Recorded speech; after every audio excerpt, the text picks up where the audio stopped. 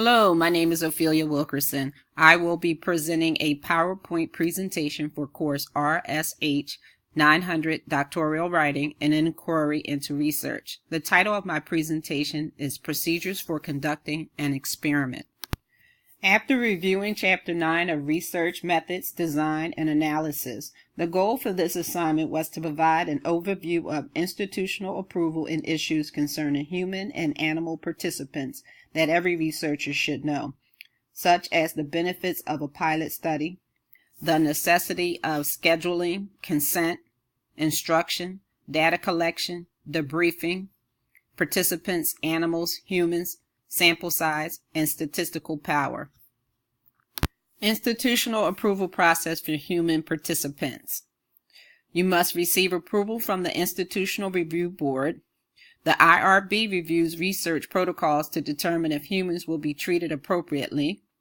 The IRB will review protocols to ensure that participants will provide informed consent for participation in the study and that the procedures will not harm the participant. The IRB review process. First, you will be submitting your project.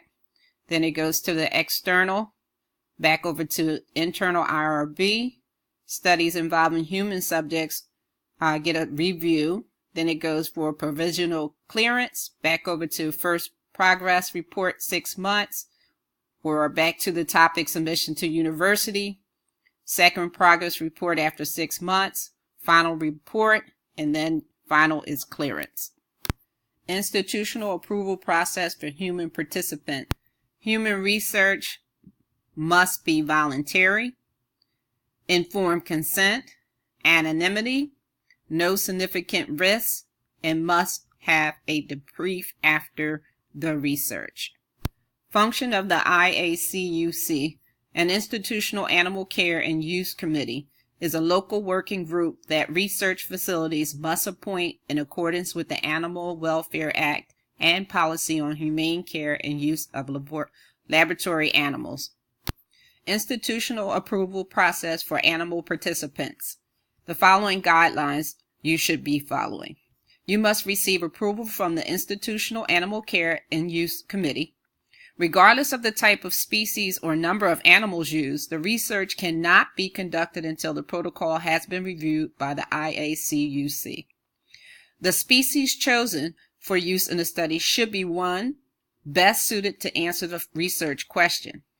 Research using animals should be undertaken only when there is a clear scientific purpose and a reasonable expectation that the research will increase our knowledge of the process underlying behavior, increase our understanding of the species under study, or result in benefits to the health or welfare of humans or other animals. Remember the 3 R animals research: replace, reduce, refine. Institutional approval process for animal participants. Personnel. Any procedure used by the research personnel must conform with federal regulations regarding personnel, supervision, record keeping, and veterinarian. Care and housing of animals. Species should take measures such as enriching the environment to enhance the psychological well-being of the species. Care housing. Use and disposition of animals should be in compliance with the appropriate federal, state, and local and institution laws and regulations, and with international conventions to which the United States is a party. Animals used in laboratory experimentation should be lawfully purchased from a qualified supplier or breed in the psychologist's facility. When animals are purchased from a qualified supplier, they should be transported in a manner that provides adequate food, water, ventilation, and space that imposes no unnecessary stress on the animals. If the study procedures conform to acceptable practices, the IACUC will approve the study, and you can then proceed with data collection. Sample size determination should include the effect size, alpha level, and power. Power is defined as the probability of rejecting a false null hypothesis. This is the type of decision we want to make. Therefore, a key point here is that we want power to be high, or more specifically, by convention, we want to have a power at least 80%, which means we will correctly reject a false null 80% of the time. The power of a statistical test is determined by the alpha level, the sample size, and the effect size. The effect size is the magnitude of the relation between the independent and dependent variable in a population. Alpha is the probability of making a type 1 error, rejecting a null hypothesis when the null hypothesis is true. You want this value to be small, so you plan an experiment so that the sample size is large enough and the decision rule is selected so that the alpha is 5% or sometimes 1%. How to choose research instruments. When it comes to choosing and using instruments, students should take a systematic approach, says Dr. Bratton. Know what you need. Befriend your librarian. Do some quality control, but even with major publishers, you have to make sure that the test has adequate psychometric properties. That means checking that the instrument is both reliable and valid, meaning it not only produces the same result each time you administer it, but also measures what is supposed to be measured. Get permission. Once you found the perfect instrument, you need to get consent before you can start using it. And finally, building your own, but you want to make sure that it is valid and reliable. Methods for outlining proper research procedure.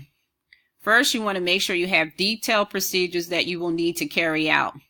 Events to take place, carefully plan whole experiment, specify the sequence, exact procedure for data collection, animal participants, specify conditions of laboratory environment, maintenance quarters, how animals will transfer to the laboratory, human participants, specify what participants will be doing, how they are going to be greeted, verbal and nonverbal behavior.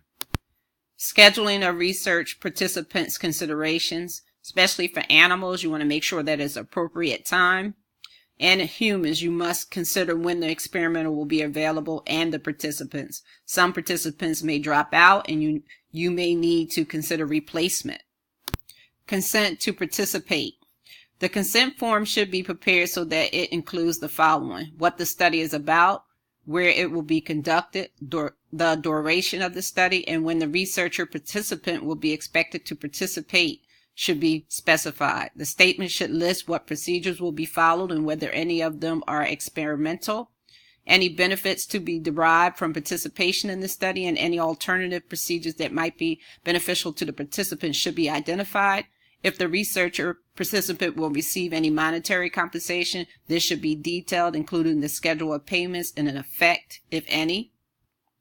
If the study involves responding to a questionnaire, participants should be informed that they can refuse to answer the question without penalty, any questions that make them uncomfortable. Studies that investigate sensitive topics such as depression, substance abuse, or child abuse should provide information on where assistance for these problems can be obtained, such as from counselors, treatment centers, and hospitals. The participants must be told that they can withdraw from the study at any time without penalty, and the participants must be informed as to how the records and data obtained will be kept confidentially. Instructions for participants. Instructions should be very simple, down to earth, and at times even redundant. Methods for data collection for human participants involve quantitative, administering surveys with closed-ended questions, face-to-face and telephone interviews, questionnaires. Qualitative, the methods include questions are open-ended, focus groups, group discussions, interviews, document reviews, observation methods, and mixed method combining both qualitative and quantitative data collection methods. Benefits of pilot studies. There are several benefits. One is the pilot study also gives a researcher experience with the procedure. Completing the study yourself will allow you to understand how it feels to be a participant, and having pilot participants complete the study will allow you to get feedback. If a malfunction is isolated, it can be corrected without any damage to the experiment. How to debrief. Some investigators use a questionnaire approach in which participants are handed a post-experimental questionnaire to complete. Others use a face-to-face interview, which seems to be the best approach because it is not as restrictive as questionnaires. Tesh 1977 has identified 3 specific functions of debriefing: ethical, educational, and methodological. The purpose of the study should then be explained in detail, as well as the specific procedures for investigating the research question. See attached references. Thank you.